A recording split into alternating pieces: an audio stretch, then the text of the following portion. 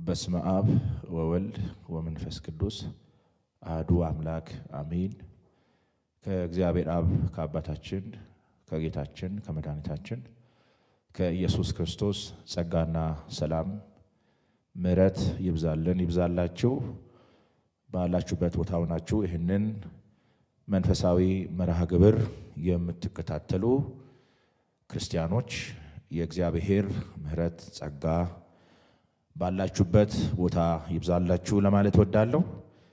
በድጋሚ እንድንገናኝ ይረዳን ቃሉንም ደግሞ እንድንካፈል እንድንማማር እግዚአብሔር ጸጋውን ስላበዛልን ስሙ ለዘላለም የተባረከ ይሁን።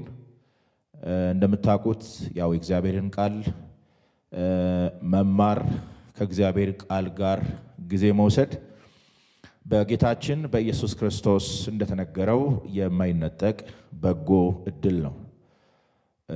ከማይገኝ እና ከማይነጠቁም በጎ እድሎች አንዱ ከጌታ ጋር ጊዜ መውሰድ ነውና ጌታ ከሱ ጋር ጊዜ እንድንወስድ ቃሉን እንድናሰላስል በቃሉም እንድንነጻ እንድንቀደስ ከዚህም ባሻገር ደግሞ የሆንበትን ወይም ደግሞ እግዚአብሔርን ዓላማ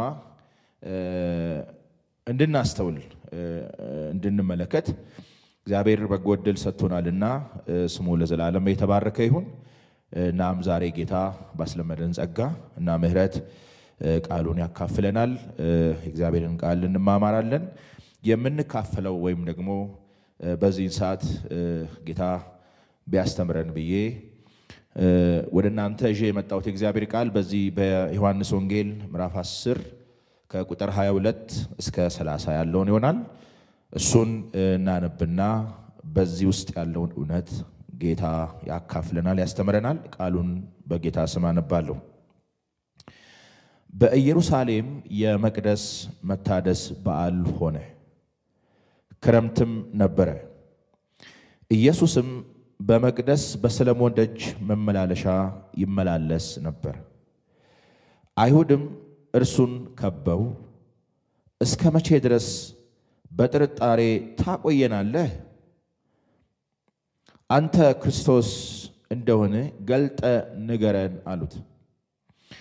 ኢየሱስም መለሰላቸው እንዲህም ሲል ነገርኳችሁ፣ አታምኑም። እኔ በአባቴ ስም የማደርገው ሥራ ይህ ስለ እኔ ይመሰክራል። እናንተ ግን እንደነገርኳችሁ ከበጎቼ ስላልሆናችሁ አታምኑ። በጎቼ ድምፄን ይሰማሉ፣ እኔም አውቃችኋለሁ፣ ይከተሉኛል። እኔም የዘላለምን ሕይወት እሰጣችኋለሁ፣ ለዘላለም አይጠፉም፣ ከእጄ ማንም አይነጥቃቸውም። የሰጠኝ አባቴ ከሁሉ ይበልጣል፣ ከአባቴም እጅ ሊነጥቃቸው ማንም አይችልም። እኔና አብ አንድ ነን ይላል ጌታ። ስሙ ለዘላለም የተባረከ ይሁን። በዚህ ንባብ ውስጥ ትኩረት የምናደርግበት ወይንም ደግሞ ርዕስ የሰጠሁት ቃል በዚህ በምዕራፍ 10 ቁጥር 28 ላይ ያለውን ቃል ይሆናል። ይኸውም ኢየሱስ ክርስቶስ የዘላለምን ሕይወት ይሰጣል የሚል ነው ማለት ነው። ኢየሱስ ክርስቶስ የዘላለም ሕይወት ይሰጣል የሚለው ቃል ወይም ይሄ እውነት የአዲስ ኪዳን አዋጅና የቅዱሳት መጻሕፍት ዋና ርዕስ ወይንም ደግሞ አብይ እውነታ ሆኖ እናገኛለን። አዲስ ኪዳን እንደምታውቁት በጌታችን በኢየሱስ ክርስቶስ ደም የተመረቀ ወይንም ደግሞ የአዲስ ኪዳን መሰረት የጌታችን የኢየሱስ ክርስቶስ ደም እንደሆነ ይታወቃል። እና በክርስቶስ ኢየሱስ ደም አዲስ ኪዳን ተመርቆ ተከፍቷል። እና የዚህ ኪዳን አዋጅ ወይንም የዚህ ኪዳን እውነታ ወይም ይሄ ኪዳን በዋናነት የሚናገረው ወይንም ደግሞ ይሄ ኪዳን በዋናነት የሚያጠነጥነው ይህንን ሆኖ እናገኛለን ማለት ነው። የክርስቶስ ደም ስለ ሁላችን ሕይወት ወይንም ደግሞ የክርስቶስ ደም እሱ ስለኛ የከፈለው ዋጋ ለኛ ሕይወት የሚሰጥ ሆኖ ተገኝቷል ማለት ነው። ከዚህ የተነሳ የአዲስ ኪዳን አዋጅ ሆኖ እናገኘዋለን ማለት ነው። ኪዳኑ ከዚህ ውጪ ሌላ የሚያውጀው አዋጅ የለውም ማለት ነው። ለሁላችን ሕይወት ስለሚያስፈልግ ማለት ነው። ይሄ ሕይወት ደግሞ ወደ ሰው ሁሉ የመጣ ነው። እግዚአብሔር ወደ ሰው ሁሉ ሕይወት ያመጣው ሕይወት ነው እና ያውጃል ማለት ነው። አዲስ ኪዳን ከዚህ ውጪ ሌላ አዋጅ የለውም እና የቅዱሳት መጻሕፍትም አብይ እውነታ ነው ማለት ነው። ቅዱሳት መጻሕፍት የመጻፋቸው ዋናው ምክንያት ይሄ ነው። እንደምታውቁት ዮሐንስ በወንጌሉ በዚህ አሁን ባነበብኩት በዮሐንስ ወንጌል ምዕራፍ 20 ቁጥር 31 ላይ እንደነገረን ማለት ነው ጌታችን ኢየሱስ ክርስቶስ በዚህ መጻሕፍት ያልተጻፉ ብዙ ድንቅና ብዙ ተአምራት በደቀ መዛሙርቱ ፊት አደረገ ይላል። በእርግጥ ዮሐንስ ጌታችን ኢየሱስ ክርስቶስ ያደረጋቸውን ተአምራት ዘግቦልናል። ብዙ ነው ጌታ ያደረገው። በሥጋ ወራት በምድረ እስራኤል እየተመላለሰ በተአምራት በትምህርት ጌታችን ኢየሱስ ክርስቶስ በዛ ሕዝብ መካከል ሲመላለስ ጌታችን ብዙ ተአምራት አድርጓል እና ከተደረጉት ተአምራቶች ውስጥ ዮሐንስ መርጦ 7ቱን ጽፎልናል። እነዚህን ተአምራት ዮሐንስ ተአምራት ሳይሆን ያላቸው ምልክቶች በማለት ነው የጻፈልን። ምልክት ማለት ደግሞ አመልካች ማለት ነው። ወደ መሲሁ የሚያመለክት ማለት ነው። ይመጣል የተባለው፣ ያድናል የተባለው፣ ይታደጋል የተባለው፣ ከስራት ይፈታል ታሪክን ይለውጣል የተባለው መሲህ በነቢያት የተነገረለት እሱ ክርስቶስ እንደሆነ ለማመልከት እነዛ ተአምራት አመልካች ሆነው አገልግለዋል ማለት ነው። ሕዝቡ ከሚደረገው ተአምራትና ድንቅ የተነሳ ተአምር አድራጊውን እንዲያምን ተአምር አድራጊውን እንዲቀበል ማለት ነው እና ጌታ ብዙ አድርጓል። ግን ዮሐንስ ከነዚህ መካከል 7ቱን መርጦ ጽፏል ማለት ነው እና ብዙ ተአምራት አድርጓል። በደቀ መዛሙርቱ ፊት በሕዝቡ መካከል አድርጓል። ነገር ግን ዋናው ይሄ ሳይሆን ክርስቶስ ይሄን አደረገ፣ ክርስቶስ ይሄንን ሰራ ከማለት በዘለለ ግን የቅዱሳት መጻሕፍት ወይንም ደግሞ ዮሐንስ ይሄንን መጽሐፍ የመጽሐፉ ዋናው ምክንያት ኢየሱስ እርሱ ክርስቶስ የሕያው እግዚአብሔር ልጅ መሆኑን አምናችሁ ከዛም ደግሞ በስሙ ሕይወት ይሆንላችሁ ዘንድ ይህ ተጽፏል ይላል ማለት ነው። የቅዱሳት መጽሐፍ ዓላማ ይሄ ነውና የቅዱሳት መጻሕፍትም አብይ ርዕስ ነው ማለት ነው። መጽሐፍ ቅዱስ አዲሱ ኪዳን የቀደመው ኪዳን ቢሆንም ማለት ነው ጌታችን ኢየሱስ ክርስቶስ በቀደመው ኪዳን ውስጥም በተስፋ በሕጉ አገልግሎት ውስጥም ይነገርና ተስፋ ሆኖ በሙላት ይነገር እንደነበረ እናውቃለን። መጽሐፍት በሙሉ የሚያወሩት ስለ ጌታችን ስለ ክርስቶስ ነው።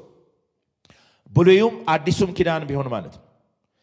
በሉቃስ ወንጌል ምዕራፍ 24 ላይ ጌታ እንደተናገረው ስለኔ በሕግ በመዝሙራት በነቢያት የተነገረው ይፈጸማል ብዬ ነገርኳችሁ ቃሌ ይሄ ነው ካለ በኋላ መጽሐፍትን ያስተውሉ ዘንድ አእምሯቸውን ከፈተላቸው ይላል ማለት ነው እና እነዛ ቅዱሳት መጽሐፍት ስለዚሁ ስለ መሲሁ ስለ ጌታችን ስለ ክርስቶስ ነው የሚያወሩት ማለት ነው እና ይሄ በዋናነት ጎልቶ የምናገኘው እውነት ነው ማለት ነው። ሰዎች ለዚህ ዕውቀት ለዚህ ለመዳን ዕውቀት ለዚህ እውነት ባላቸው ምላሽ ዕጣ ፈንታቸው ይወሰናል። ጉዳዩ ቀላል አይደለም። አሁን እኔና እናንተ ያወራን ያለነው ይሄ ጉዳይ ቀላል ጉዳይ አይደለም። ኢየሱስ የዘላለም ሕይወት ይሰጣል የሚለው እውነት ወይም ይሄ ዕውቀት ብቻም ሳይሆን የመዳን ዕውቀት ሰዎች ለዚህ ዕውቀት ባላቸው ምላሽ ዕጣ ፈንታቸው ይወሰናል ማለት ነው። ወይንም ምን እያልኩ ነው? ኢየሱስ ሕያው ለመሆናችን ምክንያት ነው ወይንም ደግሞ ኢየሱስ ሙታን ለመሆናችን ወይንም ለመሞታችን ለዘላለም ለመሞታችን ኢየሱስ ክርስቶስ ምክንያት ነው ማለት ነው። ሰው እውነታው በፊቱ ቀርቦለታል ማለት ነው። ከዚህ እውነት ጋር መተላለፍ በሕይወት እጅግ በጣም ዋጋ ያስከፍላል። ጉዳዩ ቀላል አይደለም። ከዚህም አንጻር ነው እግዚአብሔር ይህንን መልእክት ወደ ልጆች ወይም ደግሞ ወደ ሰው ልጆች በተለያዩ ዘመናት በተለያዩ መልእክተኞች ይህንን መልእክት ሲያደርስ የነበረው ማለት ነው። ዛሬም እግዚአብሔር ይህንን እያደረገ ነው ማለት ነው። በዘመናት ሁሉ እግዚአብሔር ይህንን መልእክት ማለት ኢየሱስ ክርስቶስ የዘላለም ሕይወት እንደሆነ የዘላለም ሕይወት ብቻም ሳይሆን የዘላለም ሕይወት ባለቤት የዘላለም ሕይወት ሰጪ የመሆኑን እውነታ እግዚአብሔር በዘመናት ውስጥ ሁሉ ማለት ነው እግዚአብሔር በዘመናት ሁሉ ምስክሮችን ያስነሳ ይሄንን የከበረ መልእክት ወደ ትውልዱ ወደ ሰው ልጆች እግዚአብሔር ሲያደርስ ቆይቷል። ዛሬም ያደርጋል ማለት ነው። ዛሬም እግዚአብሔር በቃሉ እየተናገረ ያለው ጌታ በቃሉ እየተናገረ ያለው ይሄንን እውነታ ነው ማለት ነው። ምክንያቱም ሰው ያለ ኢየሱስ ክርስቶስ የዘላለም ሕይወት ሊኖረው አይችልም ወይንም ያለ ኢየሱስ መዳን አይችልም። ሰው ያለ ኢየሱስ ወደ እግዚአብሔር መንግስት መግባት አይችልም። ወደ እግዚአብሔር መንግስት የመግባታችን ምክንያት በሩ እርሱ ነው። ወይንም ሰው ያለ ኢየሱስ ክርስቶስ ከኃጢአት እስራት መፈታት አይችልም። 4 ነጥብ ማለት ነው። ሰው ከጨለማው ስልጣን ከሰይጣን መዳን አይችልም። ብቸኛው የመዳን ምክንያት ብቸኛው አዳኝ ተጨማሪም ሶስተኛም የሌለው እግዚአብሔር እንድንበት ዘንድ የሰጠን ብቸኛ አዳኝ ብቸኛ የመዳን ምክንያት ኢየሱስ እርሱ ክርስቶስ ነው ማለት ነው። ሰው ከዚህ እውነት ጋር ከተላለፈ ሁለተኛ እድል የለውም። ለዛ ነው ይሄ እውነት ይሄ ዕውቀት በጣም የከበረና እጅግ የገነነ ነው። ስለዚህ ሰው ያለ ኢየሱስ ክርስቶስ ወደ እግዚአብሔር መቅረብ አይችልም እና ኢየሱስ ብቸኛ የመዳን ምክንያት ነው። ለዛም ነው በዮሐንስ ወንጌል ምዕራፍ 3 ቁጥር 16 ላይ ጌታ ሲናገር እንዲህ አለ፣ በእርሱ የሚያምን ሁሉ አለ የዘላለም ሕይወት እንዲኖረው እንጂ እንዳይጠፋ እግዚአብሔር አንድያ ልጁን እስኪሰጥ ድረስ ዓለሙን እንዲወደዋልና ዓለም በእርሱ እንዲድን ነው እንጂ እንዲፈርድ ወደ ዓለም አላከውምና። በእርሱ የሚያምን የዘላለም ሕይወት አለው። በማያምን በአንዱ በእግዚአብሔር ልጅ ስም ስላላመነ አሁን ተፈርዶበታል ይላል። አሁን ፍርዱም አሁን መዳኑም አሁን ማምለጡም አሁን መትረፉም አሁን ሆኖ እናገኛለን። ስለዚህ እንድንበት ዘንድ እግዚአብሔር የሰጠን ብቸኛው አዳኝ ወይንም መለኮት እንድንበት ዘንድ የሰጠን ብቸኛው አዳኝ ጌታ ኢየሱስ ነው። አይጨመርበትም ወይንም ደግሞ ሌላ አይደረብበትም። የመዳን ብቸኛው መንገድ እሱ ነው ማለት ነው። ለዚህ ነው እንደገና ሐዋርያ ሥራ ምዕራፍ 4 ቁጥር 12 ላይ ሐዋርያ ጴጥሮስ ሲመሰክር እንዲህ አለ፣ መዳን በሌላ በማንም የለም ይላል ማለት ነው። በሌላ በነገሮች ማለት ነው። በእርግጥ ኋላ አመጣበታለሁ። በነገሮች በመንፈሳዊ ስርዓቶች በልዩ ልዩ ሃይማኖታዊ ልምምዶች መዳን የለም። በሌላ ደግሞ በማንም ይላል። በማንም ማለት ከኢየሱስ ክርስቶስ ውጪ ማለት ነው። ከአዳኙ ውጪ ማለት ነው። ሌላ በማንም የለም ካለ በኋላ እንድንበት ዘንድ የተሰጠን ከሰማይ በታች ሌላ ስም የለም ማለት ነው። ስም ማለት ያው የኢየሱስ ስም ማለት ነው። ከዚህ ማንነት ውጪ ማለት ነው። በሰማይ ቢሆን ማለት ነው። በመላእክትም ቢሆን ማለት ነው። በጻድቃን ሰማዕታት ቢሆን ማለት ነው። ከኢየሱስ ውጪ አዳኝ የለም። ከሱ ውጪ ታዳጊ ማንም የለም። በሌላ በማንም የለምና ይላል። ይሄንን በግልጽ ነው ያወጀልን ማለት ነው።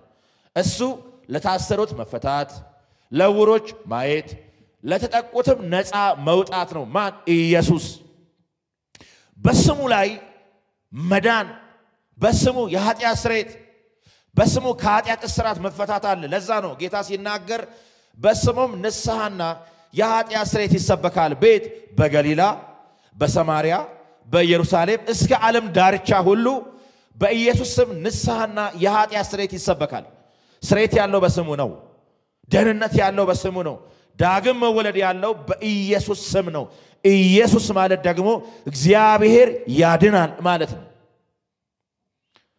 ስም እንደምታውቁት በመለኮት ዘንድ ወይም በእግዚአብሔር ዘንድ ስም የእግዚአብሔር የሥራው መገለጫ ስም የእግዚአብሔር የባህሪው መገለጫ ነው እግዚአብሔር ብዙ ስሞች አሉት እንደምታውቁት ያህዌ ብንለው እግዚአብሔር ያለና የነበረ የሚኖር ነው እግዚአብሔር አዶናይ ብንለው እግዚአብሔር ጌታ ነው የሚገዛ ሁሉን የፈጠረ ሁሉን የሚገዛ የማይገዛው አንዳችም የሌለ በመናፍስት ላይ በሞት ላይ በህይወት ላይ ስልጣን ያለው ነው እግዚአብሔር ማለት ነው እና አዶናይ እንለዋለን ማለት ነው አዶን እግዚአብሔር ጌታ ነው ማለት ነው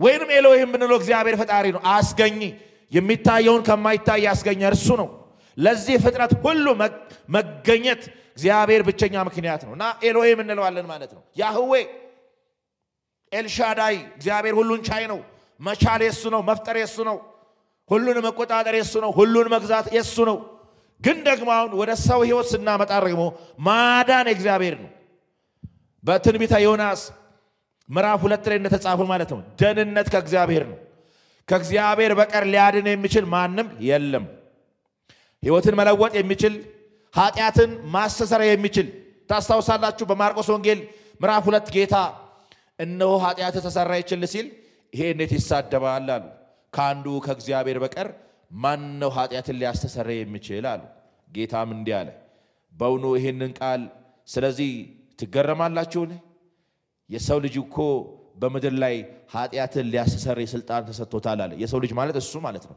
በስጋ የተገለጠ አምላክ ስለሆነ ማለት ነው እና ካንዱ ከእግዚአብሔር በቀር ኃጢያትን ይቅር ሊል የሚችል ሊያድን የሚችል ማንንም የለምና አምላክ በስጋ ሲገለጥ እኛን ለማዳን ህይወት ለመስጠት ከነበርንበት አዘቅት ሊያወጣ አምላክ ከነበረበት ክብር ወርዶ ወደ ሰው ዓለም ሲመጣ ኢየሱስ ተባለ ያ ማለት እግዚአብሔር ያድናል ማለት ነው መለኮት ለማዳን በስጋ ተገለጠ ማለት ነው በመንፈስ ጸደቀ በስጋ ተገለጠ ለመላእክትም ታየ እንዳለ ጳውሎስ ማለት ነው እና እግዚአብሔር አምላካችን በስጋ ተገለጠ እግዚአብሔር ወልድ ማለት ነው ስለዚህ በስሙ ንስሐና የኃጢያት ስርየት ይሰበካል ስለዚህ ለዚህ ብቸኛ መፍትሄ ሆኖ ጌታ ተገለጠ ቀብቶኛልና አለ ለታሰሩት መፈታት ለውሮች ማየት የተጠቁትም ነፃ አውጣ ዘንድ የተወደደችውን የጌታን ዓመት እሰብክ ዘንድ ልኮኛል አለ ስለዚህ ኢየሱስ ለዚህ ጉዳይ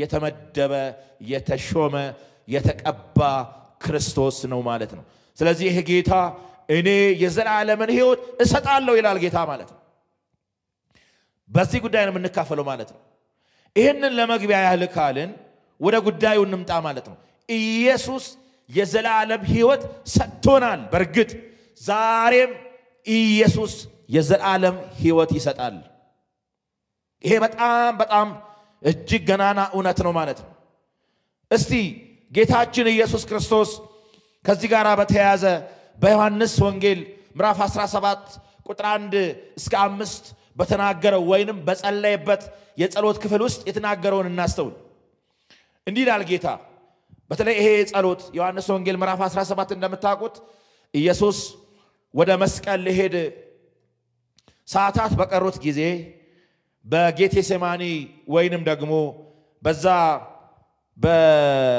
በሐሙስ ምሽት ዕለት የጸለየው ጸሎት እንደሆነ እናውቃለን ረጅሙ የጌታችን የመድኃኒታችን የኢየሱስ ክርስቶስ የጸሎት ምዕራፍ ነው ጌታ እንደምታውቁት በአገልግሎቱ ዘመን እንደሚጸልይ ሲጸልይም እንዳደረ ለሊቱ ሙሉ እየጸለየ ቀኑን እያገለገለ በዛ ህዝብ መካከል በተአምራት በድንቅ በማድረግ ኢየሱስ ሲመላለስ እንደነበረ እናውቃለን ጸለየ ይላል ግን ምን እንደጸለየ መጽሐፉ በዝርዝር አይነግረንም ጸለየ የሚሉ ቃላትን በተደጋጋሚ እናገኛለን ግን የጸለየባቸውን ዝርዝር ነገሮች አናገኝም እዚህ ጋር ግን በዮሐንስ ወንጌል ምዕራፍ 17 ላይ ግን ጌታችን ኢየሱስ ክርስቶስ ረጅሙን ጸሎት እንደጸለየ እናስተውላለን ያውም ደቀ መዛሙርቱ እየሰሙት ማለት ነው እና ይህን ተናግሮ ስለሚል ኢየሱስ ምን እንደተናገረ ለማወቅ ከፈለግን ወደ ምዕራፍ 16 ወደ ምዕራፍ 15 መሄድ እንችላለን ስለዚህ የትምህርቶቹ ማጠቃለያ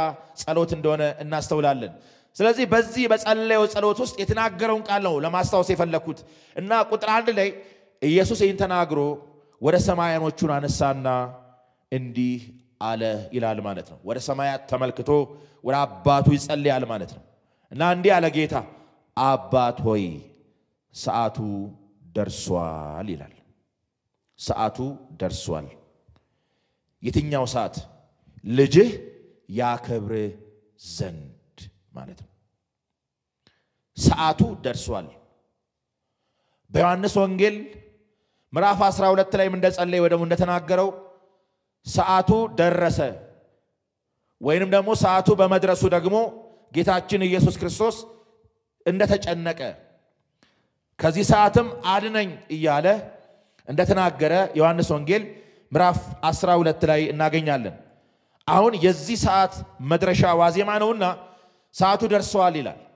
ይሄ ሰዓት ሌላ ምንም ሳይሆን ጌታችን ኢየሱስ ክርስቶስ በነገር ሁሉ አባቱን የሚያከብርበት ሰዓት ነው። በሌላ ቋንቋ ስለ ሁላችን በደልና ስለ ሁላችን ኃጢአት የሚከፈለውን ክፍያ በመክፈል አባቱን የሚያከብርበት ሰዓት እና በዚህ ጸሎት ውስጥ ልጅህ ያከብር ዘንድ በስጋም ሁሉ ላይ ስልጣን እንደሰጠኸው ለሰጠው ሁሉ የዘላለምን ሕይወት ይሰጣቸው ዘንድ ልጅህን አክብረው በማለት ይጸልያል ማለት ነው።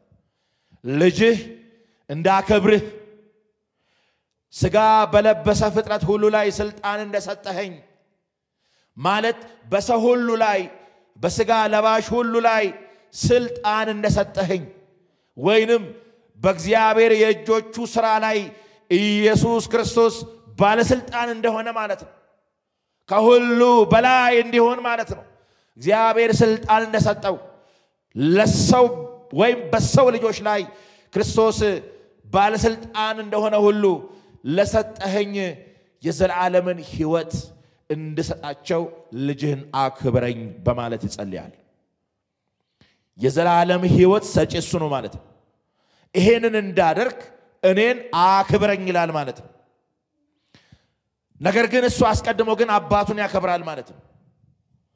ይሄ ማለት ቅድም እንዳልኳችሁ ጌታችን ኢየሱስ ክርስቶስ የዘላለም ሕይወት ይሰጣል ስንል ኢየሱስ ክርስቶስ የዘላለም ሕይወት እንዲሰጥ የሆነበት ምክንያት በዚህ ክፍል እንደምናገኘው ስለ ሁላችን ኃጢአት ስለ ሁላችን በደል ዋጋ በመክፈል ወይንም በነገር ሁሉ እግዚአብሔርን በማክበር ማለት ነው።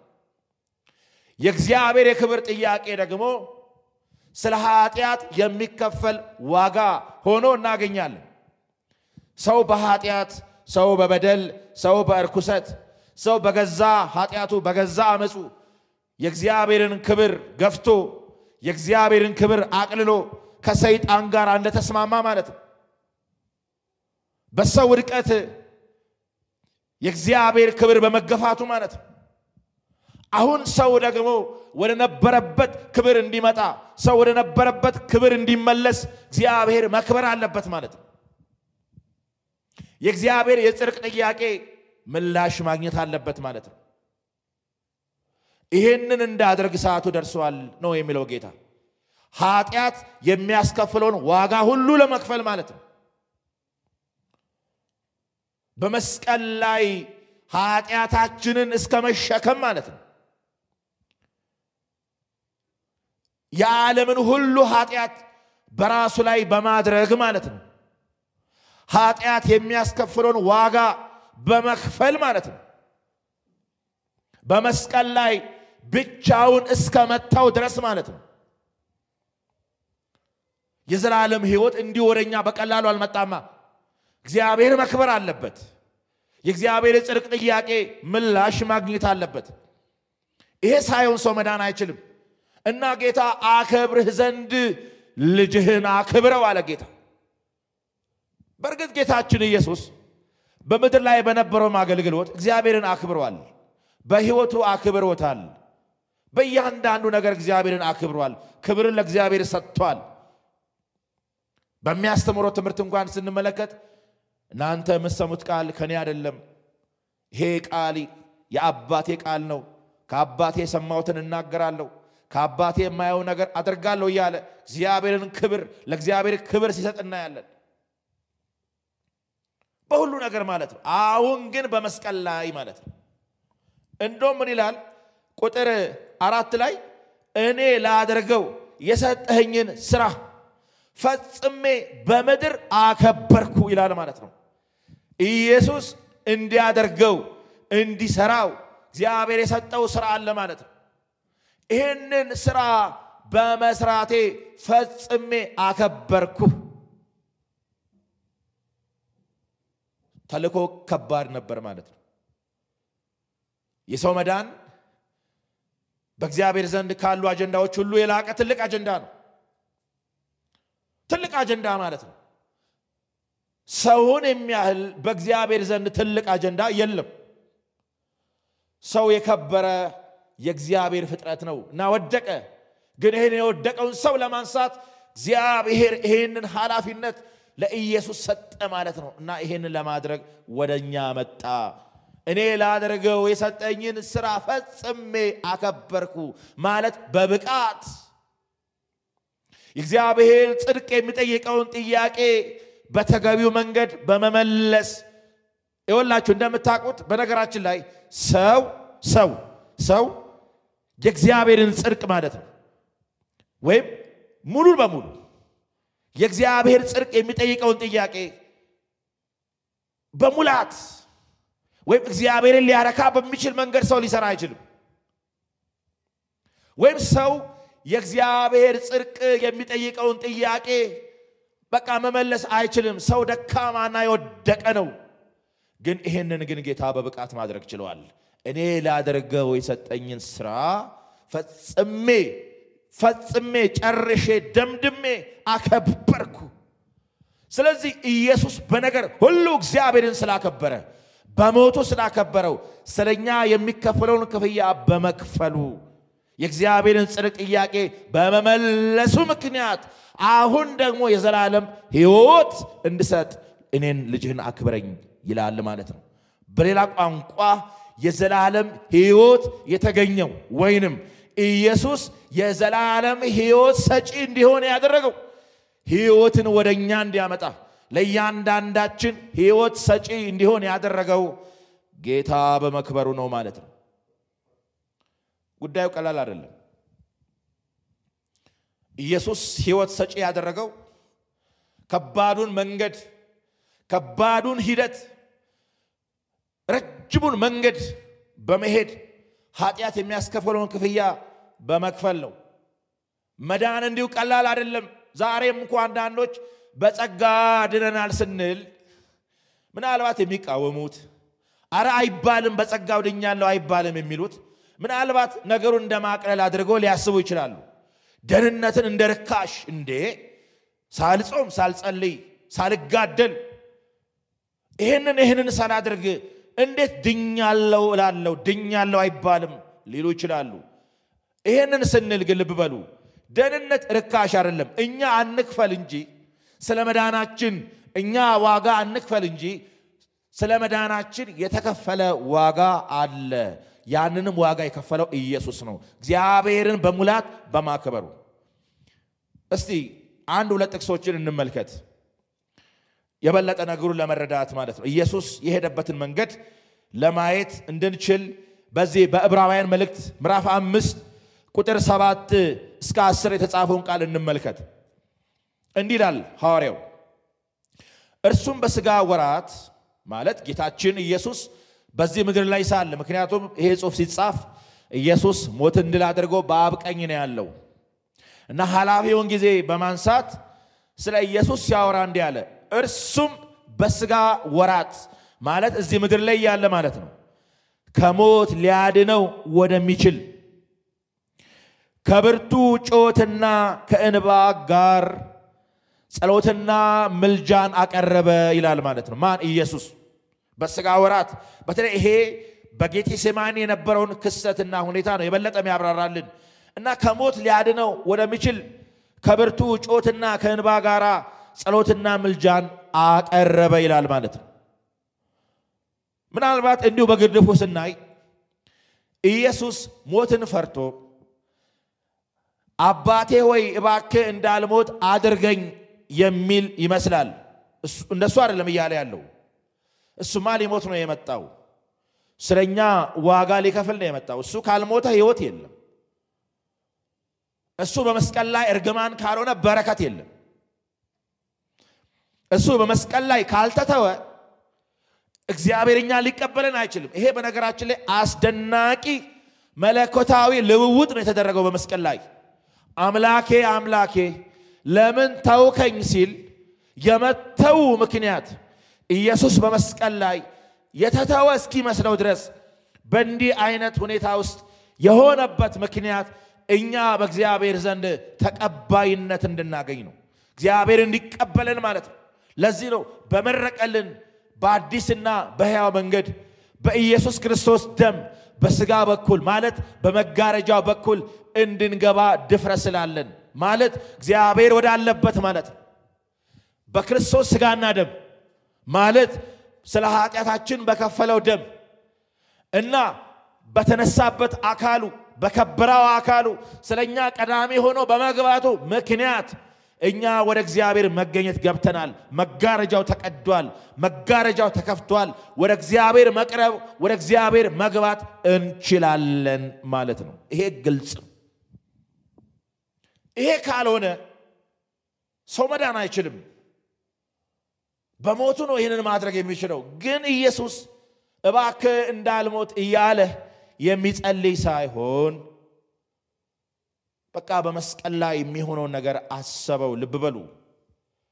ይሄ ጌታ በውስጡ በህሊናው በመንፈሱ በስጋው በህይወቱ ኃጢአት የሌለበት ኃጢአት የማያውቅ ያለ ኃጢአት የተጸነሰ ያለ ኃጢአት የተወለደ ያለ ኃጢአት የኖረ ኃጢአትን የማያውቅ ንጹሕ ባሕርይ አምላክ በስጋ የተገለጠ የኛን ስጋ ገንዘብ ያደረገ ከኃጢአት በቀር እኛኑ የመሰለ ግን አምላክ የሆነ ጌታ በመስቀል ላይ ስለኛ የሚሆነው ነገር ሲያስብ እጅግ እጅግ መሪር ሐዘን ወይንም እንዴት ባለ ምጥ ውስጥ እንዳለ ወይም እንደገባ ወይም ከባድ ነገር ውስጥ ወይ ደግሞ ከባድ ሁኔታ ውስጥ ያለፈ እንደሆነ እናስተውላለን ማለት ነው።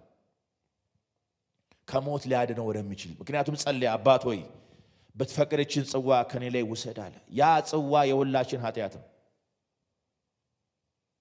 የሁላችን ኃጢአት ማለት ነው። የሁላችን በደል ነው። ይሄንን ሊጠጣ ነው ማለት ነው። የሁላችን በደልና ኃጢአት ሊሸከም ነው። ይሄ በጌቴ ሴማኒ ይጸልየው የነበረውን ጸሎት ነው እንድናስታውስ የሚያደርገን። ለዛም ነው ሉቃስ ወንጌል 22 ላይ እኮ ሲናገር ወዙም እንደ ደም ነጠብጣብ ነበረ ይላል። በፍርሃትም ሲጣጣር አጽንቶ ይጸልይ ነበር ይላል ማለት ነው። እና ከሰማይ የመጣው መልአክም ሲያበረታታውም ነበረ። ኢየሱስን መልአክ አበረታው ማለት ነው። ስለተጻፈ ነው የምንናገረው። ግን ይገርማል። በቃ ራሱን ባዶ አደረገ ማለት ነው።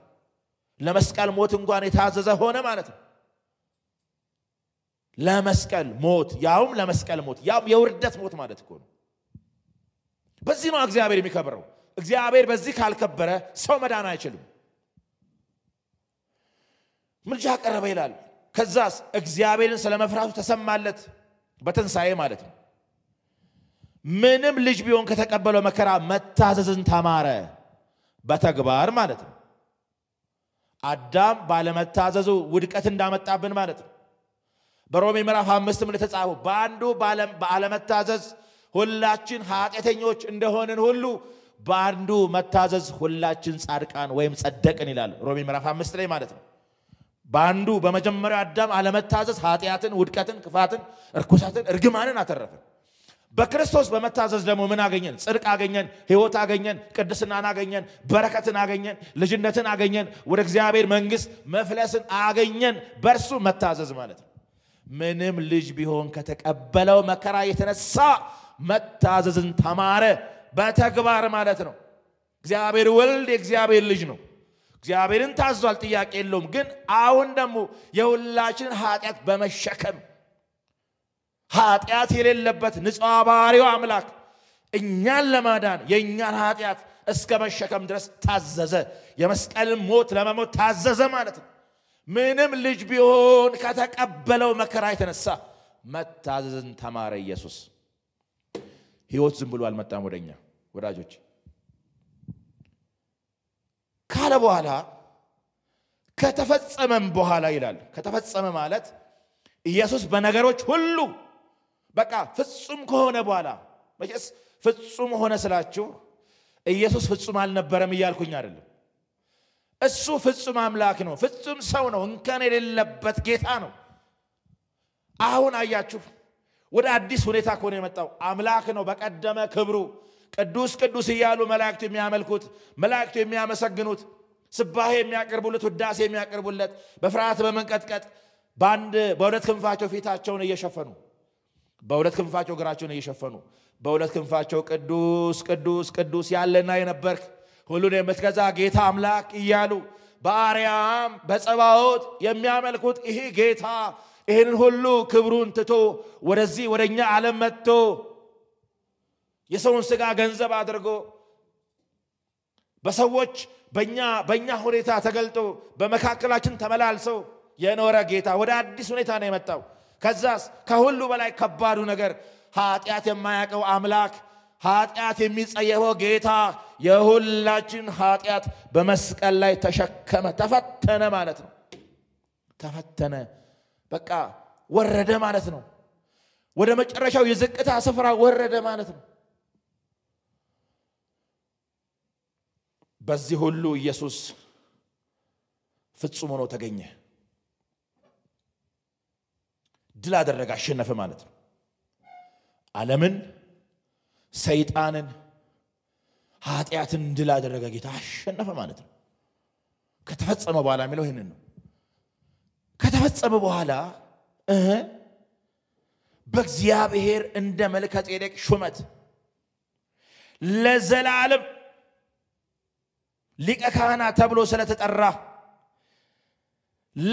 ለሚታዘዙለት ሁሉ የዘላለም መዳን ምክንያት ሆነላቸው ይላል እግዚአብሔር ስሙ የተባረከ ይሁን ለሚታዘዙለት እሱን ለሚያምኑ በጎቼ ድምጽን ይሰማሉ እንዳለ ድምጹን ሰምተው ለሚከተሉት ቃሉን ሰምተው ለቃሉ ምላሽ ለሚሰጡት አሜን ኢየሱስ ክርስቶስ እውነትም ያድናል ይታደጋል ብለው ጌታ ሆይ እውነትም በስምህ መዳን አለ በስምህ ማምለጥ አለ በስምህ ከስራት መፈታት አለ ብለው ከእምነት የተነሳ መታዘዝ ለሚታዘዙለት ለነዚህ ለኛ ማለት ነው ኢየሱስ የዘላለም መዳን ምክንያት ሆነ ምክንያት ድህን ማለት ነው የዘላለም መዳን ደህንነታችን ዘላለማዊ ነው አያችሁ የዘላለም ሕይወት ነው እና ለዘላለም መዳናችን ምክንያት ነው ኢየሱስ ለመዳን ብቻ አይደለም ለዘላለም ለመዳን ምክንያት ድኛለሁ ስል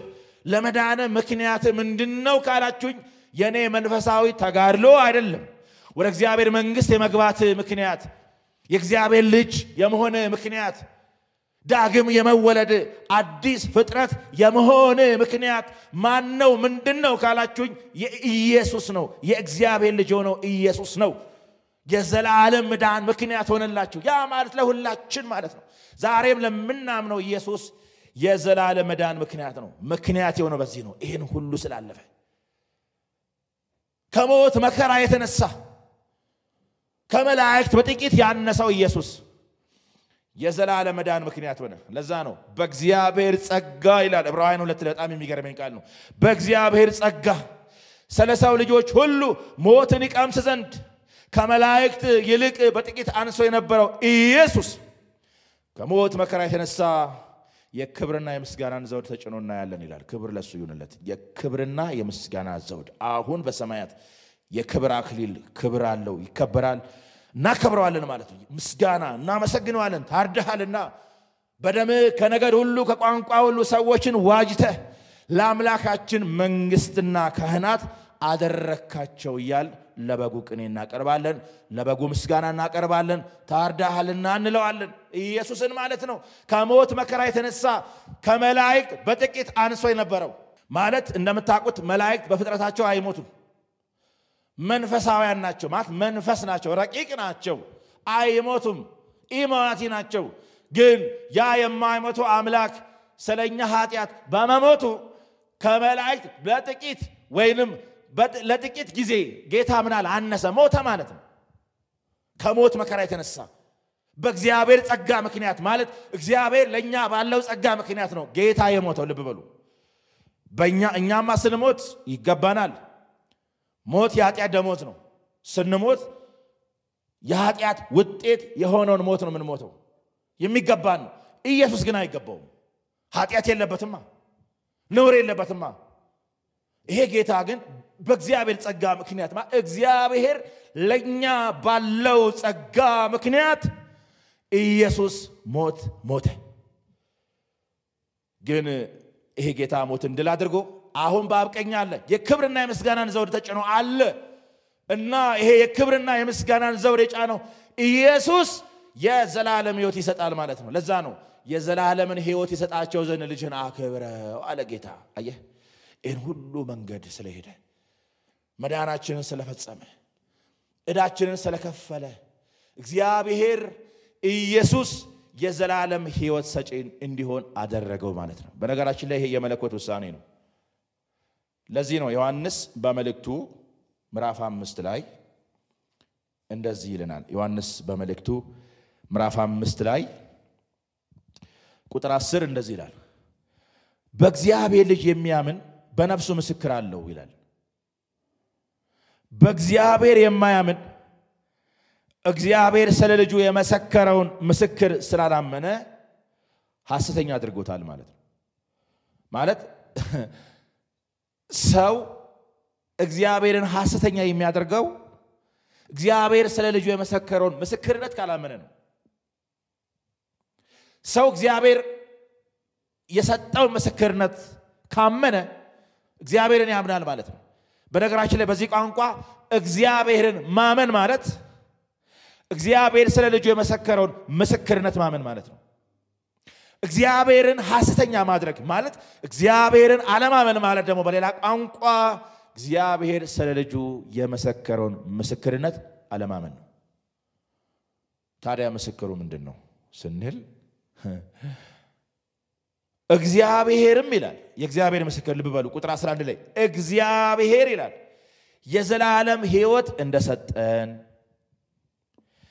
ይህም ሕይወት በልጁ እንዳለ ምስክሩ ነው ይላል ማለት እግዚአብሔር ሕይወት ሰጠን የዘላለም ሕይወት ሰጠን እንዴት አድርጎ ነው የሰጠን ኢየሱስ ሕይወት እንዲሰጥ በማድረግ ማለት ነው ይሄው እግዚአብሔር ሕይወት እንደሰጠን ይህም ሕይወት በልጁ እንዳለ ምስክሩ ነው ሕይወት ያለው በልጁ ነው ማለት ነው ኢየሱስ ሕይወት ነው እና ይሄ ሕይወት የሆነው ጌታ ሕይወት ይሰጣል ማለት ነው ሕይወት ያለው በሱ እጅ ነው ሕይወትን የሚያካፍል ሕይወትን የሚያድል ማን ነው ኢየሱስ ነው ይሄንን እንዲያደርግ እግዚአብሔር ምን አደረገ ማለት ነው በቃ አደረገ ማለት ነው እግዚአብሔር ኢየሱስ ሕይወት ሰጪ እንዲሆን አደረገው ወይ መለኮት ኢየሱስ የዘላለም ሕይወት እንዲሰጥ አደረገው እና ሕይወት ያለው በልጁ እጅ ነው በቃ እሱን እመኑትና ከሱ ሕይወት ተቀበሉ በቃ እግዚአብሔር በነገራችን ላይ ሌላ ምንም አልፈልግም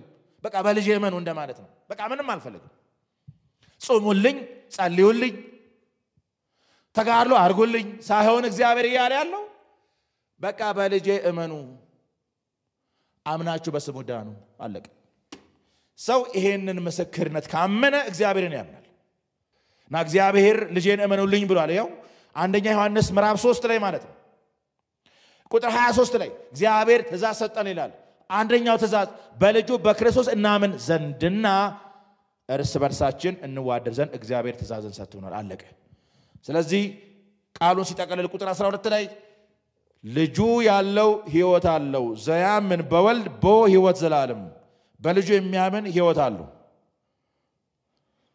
የእግዚአብሔር ልጅ የሌለው ሕይወት የለውም ይላል በጣም በጣም ግልጽ ነው ማለት ነው ስለዚህ እግዚአብሔር የዘላለምን ሕይወት ሰጠን ይሄንንም ሕይወት የሚሰጠው ሕይወትን የሚያድል ሕይወትን የሚያካፍል ማን ነው ኢየሱስ ነው ማለት ነው ስለዚህ ኢየሱስ ምን አለ እኔ የዘላለምን ሕይወት እሰጣቸዋለሁ ይላል እና ኢየሱስ የዘላለም ሕይወት ሰጪ ነው ይሄንን ማወቅ ያድናል ማለት ነው ይሄንን ማስተዋል ያድናል ማለት ነው ከዚህ እውነት ጋር መስማማት ያድናል ማለት ነው ከፍርድ ያስመልጣል ማለት ነው ከእግዚአብሔር ጋር ያስታርቃል ማለት ነው የእግዚአብሔር የመሆኛው ብቸኛው መንገድ ይሄንን ማወቅ ነው ታዲያ እንዲህ ከሆነ ኢየሱስ ክርስቶስ ሕይወት ይሰጣል ካልን ኢየሱስ እንዴት ነው ሕይወት የሚሰጠው ወይንም ደግሞ እኛ እንዴት ይሄንን ሕይወት ልንቀበል እንችላለን አንዳንዴ እውነት ነው ኢየሱስ የዘላለም ሕይወት ይሰጣል እውነት ነው እሱ ስለኛ ዋጋችን ከፍሏል እሱ ባይሞትልን ኖሮ አዎ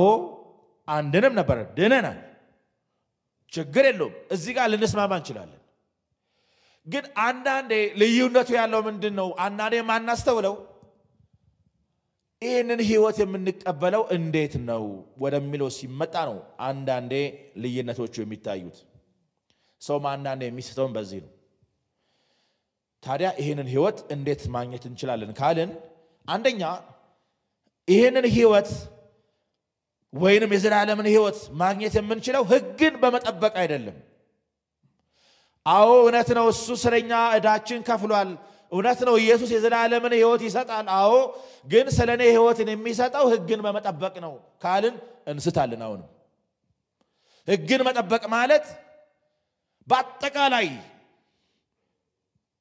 መልካም ነገሮችን በማድረግም ሊሆን ይችላል አድርግ የተባለውን በማድረግ አታድርግ የተባለውን ባለማድረግ ወይንም በራስ ጽድቅ ማለት ነው አሁን ህግ ስንል ባጭሩ ሰው ለእግዚአብሔር የሚያደርገው ነገር ማለት ነው ሰው ለእግዚአብሔር በሚሰራው ማንኛውም መልካም ሥራ ማለት ነው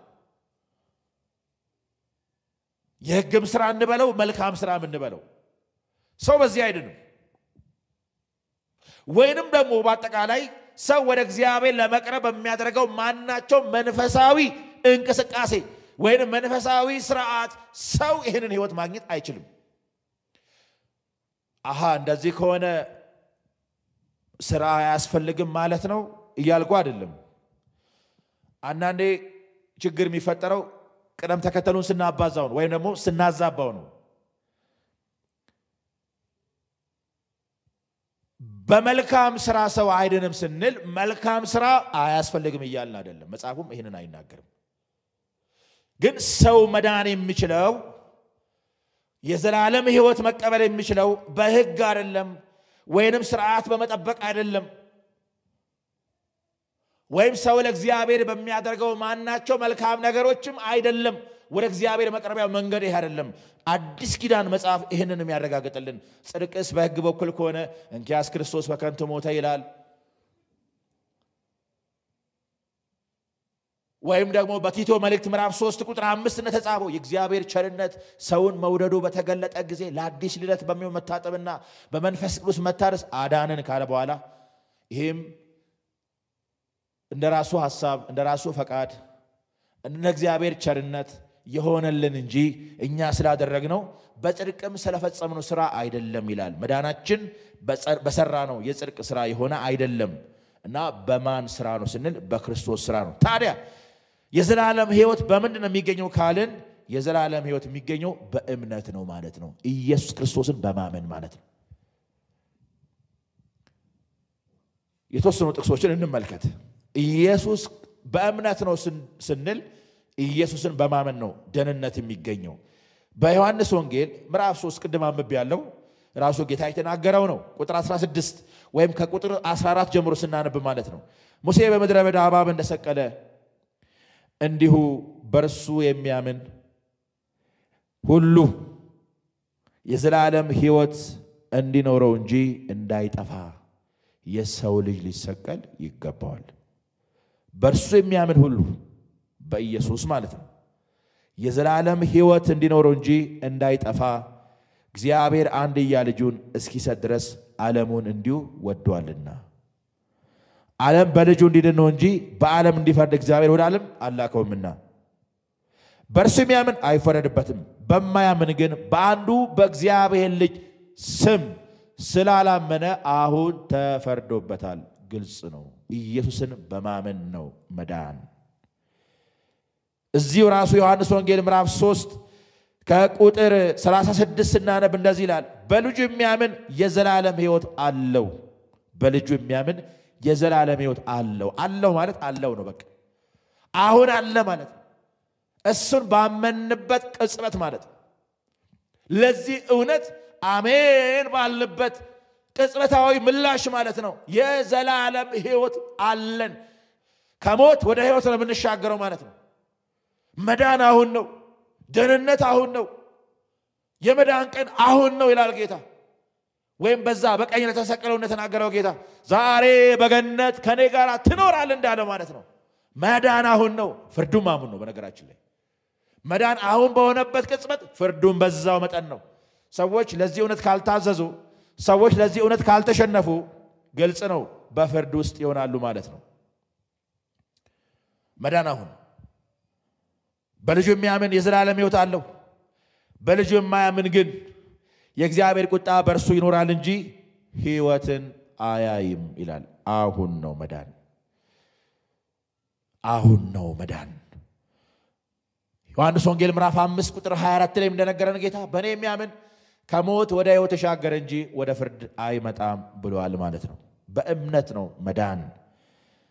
ምዕራፍ 6 ቁጥር 47 ላይ ጌታ የሚነግረን ይህንን ነው። ምዕራፍ 6 ቁጥር 47 ላይ እውነት እውነት እላችኋለሁ በእኔ የሚያምን የዘላለም ሕይወት አለ። አረ በጣም ብዙ ጥቅስ ማንሳት እንችላለን። በእኔ የሚያምን የዘላለም ሕይወት አለው። መዳን በእምነት ነው። ክርስቶስን በማመን ስለ ኃጢአቴ ዋጋ ከፍሏል፣ ዕዳዬን ከፍሏል። እሱ የእግዚአብሔር ልጅ ነው። ጌታ ሆይ አንተ ስለኔ ሞታል፣ ይሄንን አምናለሁ ብንል ወይም ባልንበት ቅጽበት ሰዎች ወይንም እኛ ድነናል ወይንም እንድናለን። የመዳኛው መንገድ ይሄ ነው ማለት ነው። አንዳንዶች በእምነት ነው መዳን ሲባል በእምነት ብቻ ማለት ግን አይደለም ለማለት ትርጉም ይሰጣሉ። በእምነት ነው መዳን ከተባለ ሰው ሚድነው በእምነት ነው ማለት ነው። ግልጽ ቋንቋ ነው። ምንም ማወሳሰብ አያስፈልግም። በእምነት ነው የሚዳነው ካለ አዎ በእምነት ነው መዳን። ብቻ አልተባለምና ብቻ አይባልም የሚል ትርጉም መስጠት ማለት ለዚህ እውነት አለመታዘዝና የእግዚአብሔርን ቃል በግልጽ ማጣመም ነው። ይሄ ደግሞ ፍርድ ነው ወዳጆቼ። ሰው በእምነት ነው የሚድነው ከተባለ በእምነት ነው። ግን ይሄ እምነት ደግሞ በስራ ይገለጣል። ብዙ እንዳላወራ ሰዓት አይበቃኝም እንጂ ብዙ ነገር ማለት እንችላለን። ሰው በእምነት ነው የሚድነው ስንል ስራ አያስፈልግም ማለት አይደለም። ግን ስራ ግን ለመዳን እንደ መስፈርት ሆኖ ግን አልቀረበም። በእግዚአብሔር ቃል ለመዳን መስፈርት ሆኖ የቀረበው እምነት ነው። እምነት ግን በስራ ይገለጣል። አንድ ሰው ካመነ ይድናል። ከዳነ ደግሞ መዳኑን በፍሬ ይገልጣል። ፍሬ የመዳን ምንድን ነው? ፍሬ የመዳን መገለጫ ነው።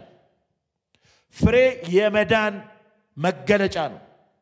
ለመዳናችን ዋስትና፣ ለመዳናችን ማረጋገጫ፣ መዳናችን ማሳያ ነው። ምን? ፍሬ። ሰው ለመዳን ግን ስራ ያስፈልጋል አይልም የእግዚአብሔር ቃል። ይሄ በክርስቶስ ላይ መደረብ ነው፣ ሕግን መደረብ ነው። ገላትያ ምዕራፍ 1 ላይ እንደተጻፈ ማለት ነው። ይሄ ያስረግማል። ከዚህ እርግማን እግዚአብሔር ይጠብቃል። ስለዚህ ክርስቶስ ሕይወት ይሰጣል አለ ጌታ። በጎቼ ድምፄን ይሰማሉ እንዳለ ድምፁን ዛሬም ጌታ ያሰማል። በቃሉ ወደኛ ይመጣል። ቃሉን እንሰማለን። ቃሉ ደግሞ ስለሱ ነው የሚያወራው። ያ የሰማነው ቃል፣ ስለርሱ የሰማነው ቃል እርሱን ኢየሱስን እንድናምነው ያደርጋል። ሮሜ ምዕራፍ 10 ይሄንን በስፋት ነው የሚዘረዝርልን። እምነት ከመስማት ነው፣ መስማትም በእግዚአብሔር ቃል ነው። የጌታን ስም የሚጠራ ሁሉ ይድናል ይላል። ቃሉ በአፍም በልብም ሆኖ ቀርቦልሃል ይላል። ኢየሱስ ጌታ እንደሆነ በአፍህ ብትመሰክር እግዚአብሔርም ከሙታን እንዳስነሳው በልብህ ብታምን ትድናለህና። ግልጽ ነው ቋንቋው። ለሚጠሩት ሁሉ ቅርብ ነው ጌታ። እምነት ከመስማት ነው፣ መስማትም በእግዚአብሔር ቃል ነው ይላል ማለት ነው። እና ኢየሱስ ሕይወት የሚሰጥ የሕይወት ምንጭ፣ የሕይወት መገኛ ነው ማለት ነው። ይሄ ብቻ አይደለም። የሚገርመኝ አንድ ነገር ብቻ ተናግሬ ላብቃ። ጌታችን ኢየሱስ ሕይወት ሰጪ ብቻም ሳይሆን የዚህ ሕይወትም ጠባቂ ነው። ምዕራፍ 10 ቁጥር 28 ላይ ጌታ እንደነገረን እኔ የዘላለምን ሕይወት እሰጣቸዋለሁ ካለ በኋላ ለዘላለም አይጠፉም ይላል ማለት ነው። ጌታ የሰጠን ሕይወት የማይጠፋ ሕይወት ነው። የዘላለም ሕይወት እሱ ነው ጌታ። እና ሕይወት የሆነው ጌታ ሕይወት ሰጠን። እና ለዚህ ሕይወት ደግሞ ጌታ ምናችን ነው? ጠባቂ ነው ማለት ነው። የማይጠፋ ሕይወት፣ የዘላለም ሕይወት አይጠፉም አለ ጌታ።